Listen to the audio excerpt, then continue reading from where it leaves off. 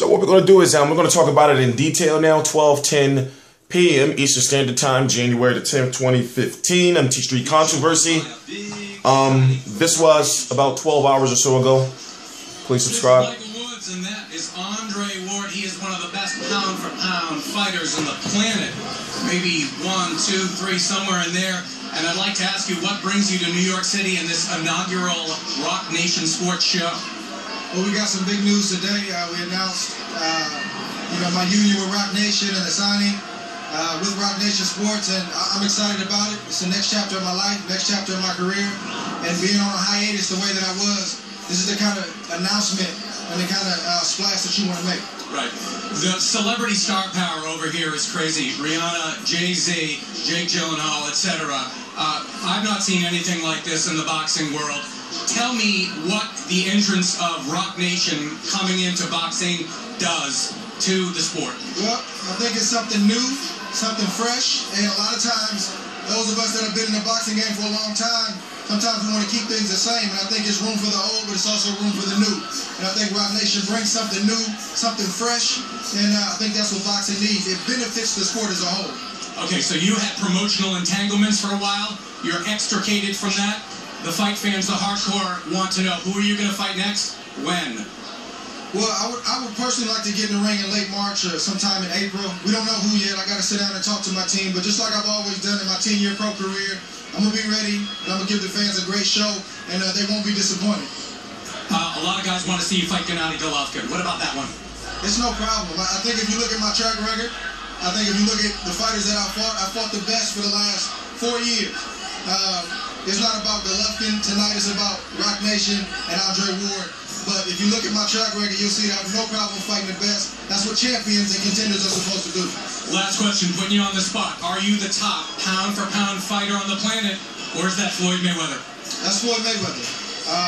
Floyd Mayweather has done it longer than me. He's been at this level for a very, very long time, and I'm a young guy who always pays homage to the guys who go before me. But as a competitor, and as somebody who's in the sport, I always shoot for the top spot, and that's the spot I'm coming for, with all due respect to Floyd, but the top spot is what you should always want. Great stuff. Welcome back to the boxing ring. We appreciate your time. Good to be back. I'm a little tired. Bear with me. I did it to myself. I waited so long to do videos that I should have been doing now. I'm so behind schedule. Andre Ward is back. He's going to be fighting sometime in late March, as he said, or early April. But what we see is a new dynamic in, well, who's he going to fight? So count out Andre Dirrell, count out Anthony Dirrell. Just count them out. Just count them out. Carl Froch probably doesn't want anymore, and then Julio Cesar Chavez Jr. is 2 now, and I don't even fight. So you talk about Gennady Golovkin now. Andre Ward, in my opinion, should fight 3 times this year. I think he may even fight 3 times this year in 2015. Right now, January the 10th, 2015. He is not ranked, even though he's still a champion. Why? It's because he's been inactive. So you can't go saying, oh, Andre Ward is back. Let's throw him on back on a pound for pound. No, he's not active. He hasn't fought anyone. Now, potential opponents. Who could he fight? Let's look at 168 pounds. You got Paul Smith. You got Caleb Smith, or the brother Smith. You got Arthur Abraham. Whatever happens with him and Arthur Abraham, that would be a chance for him to maybe collect another title. You got James DeGale, which would be a very big fight. You got George Groves, but remember, Andre Ward doesn't generate too much revenue. Andre Ward doesn't bring in too many ratings. Rock Nation will help with that greatly, but we have to look at as of right now. So he needs a knockout. He needs a spectacular win to whereas in fans say, oh, Andre Ward's back, but not an opponent where Andre Ward is necessarily going to have to work, and it might turn out to be an ugly fight because Andre Ward's going to have to be Andre Ward.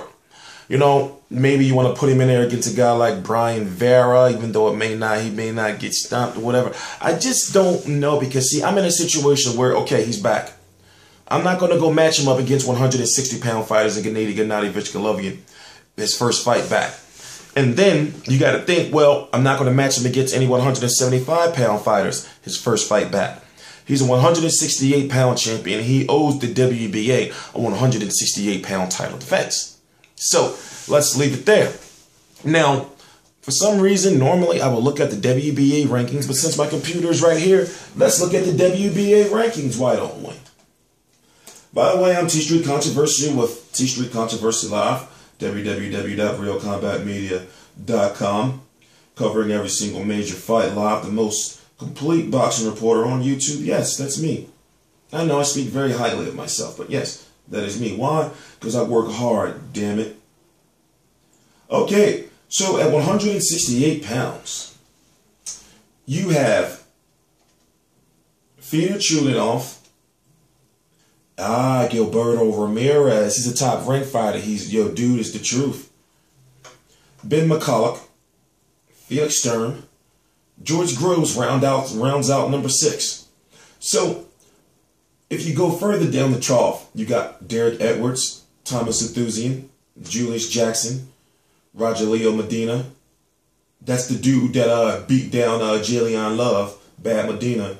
You got Rocky Felding. He's pretty good. You got Mikhail Kessler. That'll be a rematch. And this is number 13. Number 14 is Andre Durrell. And then 15, James DeGale. You can say that they're low in the WBA rankings, but James DeGale is the IBF #1 contender for 168. And Andre Durrell is the one right after him. So that's the 168-pound landscape. Now, despite whoever Andre Ward fights next, depending on how Rock Nation does it, and I believe if it's a Rock Nation card, it's going to be on HBO.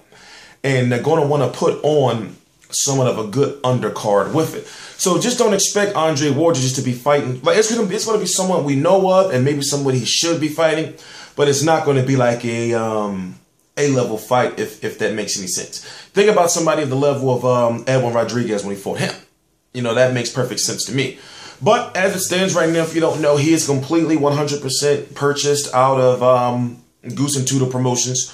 We don't know what the amount is, but with the way Rock Nation has been throwing around money, I think that they may have paid well over $10 million maybe to get Andre Ward, just my opinion. Because look at the money they've offered Keith Thurman, Deontay Wilder, Danny Garcia, Peter Quillen. And I think when it comes to Andre Ward, a lot of fans knew that Rock Nation had the money to save Andre Ward. And Andre Ward, you can make that money back off Andre Ward if you do it right. Now, that's just a promoter and me talking. That's if you do it right. But it comes with this year. He's got to fight 3 times this year. And right now, he's got to understand, just like, fans really feel, and it's a shame because it's kind of bad, but fans really feel like, man, we don't give a fuck who Andre Ward fight. We just want to see him fight. Now, if he fights as fans will call a bum for his first fight back, but then we know that he's fighting 2 more times this year, and we know he has problems with injuries, but we know that he's fighting 2 more times after that, then fans are going to totally forgive it. And, you know, it is good for him to get a warm-up fight back, but let's say, for example, if he can get Mikhail Kessler again. Mikhail Kessler, I don't know what's up with him. He fights whenever he wants to. You know, or if he get Rogelio Medina, that's what he should get. He should get the guy who knocked out Jillian Love.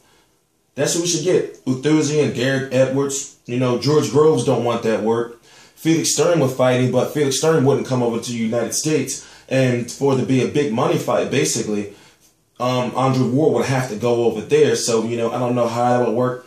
Gilberto Ramirez is a big fight that if Andre Ward was, you know, he can take that fight. You know, or just fight basically his mandatory. Fedor Chulinov, you know, or go over to the UK, or say you'll go over to the UK and try to beat Carl Froch after Carl Froch Chavez Jr., you know, then Carl Froch can fight Andre Ward, get the rematch, you know, win or lose, and then retire. But Andre Ward pretty much knows he can beat Carl Froch, and Carl Froch knows that he needs a knockout. He's not going to win on the cards. But I'm not going to sit there too long talking about this subject. As it develops, I will be doing more videos. I'm T Street Controversy. This is T Street Controversy Live. I cover every single major fight live. And I'm back.